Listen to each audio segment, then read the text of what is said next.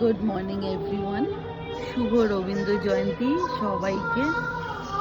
আজ অনেক বছর মানে প্রায় 3 বছর পর আমরা দুজনই কলকাতায় আছি। আর রবীন্দ্র জয়ন্তী আজকে 9th মে।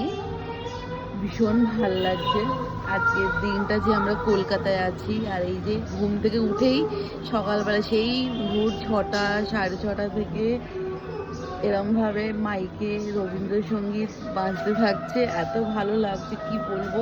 আমি আজকেই মানে এখনই অ্যাকচুয়ালি ঘুম থেকে উঠে যে তোকে বলছিলাম অনেক টাইম পর এরকম শুনলাম যে ঘুম থেকে উঠে রবীন্দ্র জয়ন্তীর সময় এরকম মাইকে বাজে। নাহলে এরকম হয় যে ব্যাঙ্গালোরে থাকাকালীন কিছু ফিলই হয় না যে রবীন্দ্র জয়ন্তী আছে বা কোনো কিছু কোনো অকেশন হলেও, দুর্গাপুজো হলেও বোঝা যায় না, কোনো মাইক সেরকম ওখানে বাজে না। তো হ্যাঁ, স্পটসগুলোতে যেতে হয়, যেরকম জায়গাগুলোতে অকেশন যখন হয় তখন গিয়ে সুন্দর রমরমা হয়। কিন্তু এরম যে পুরো রাস্তাঘাটে পাড়াতে গলিতে এরকম মাইক বাজা আলাদাই একটা ফিলিং হয়, তাই না? মানে আমরা বাঙালি হিসাবে খুব প্রাউড ফিল হয় যে এরকমভাবে রবীন্দ্রসঙ্গীতকে এত সুন্দরভাবে এনলাইটমেন্ট করাটা খুব ভাল লাগছে। ভাবলাম তোমাদের সঙ্গে আজকে একটু শেয়ার করি, কারণ এমনি জাস্ট একটা আলাদাই ফিলিং লাগছে। তো মনে হলো যে একটুখানি শেয়ার করি তোমাদের সাথে, কারণ কি এইসব মনের ফিলিং খুব একটা আমি শেয়ার করি না, বিকজ কখনো সেরকমভাবে সুযোগ পাই না। তো যখন পেলাম এই সুযোগটা ভাবলাম একটুখানি শেয়ার করাটা উচিত।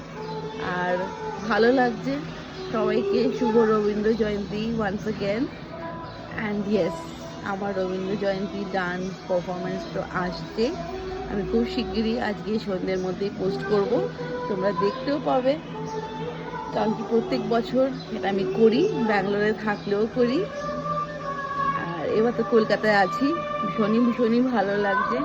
অ্যাকচুয়ালি আমি আজকে শ্বশুরবাড়িতে আছি, খুব ভালো লাগছে। বেহালার এই অঞ্চলটা এত সুন্দরভাবে মাইক বাজে, কারণ কি আমাদের বাড়ির চেতলা, তো ওখানে তো মানে সেই আগের দিন থেকে মাইক বাজা শুরু হয়ে যায়। তো ফার্স্ট টাইম অ্যাকচুয়ালি এই বেহালাতে এক্সপিরিয়েন্স করছি এরকম, ভীষণ ভালো লাগছে। তো ইয়া, টাটা।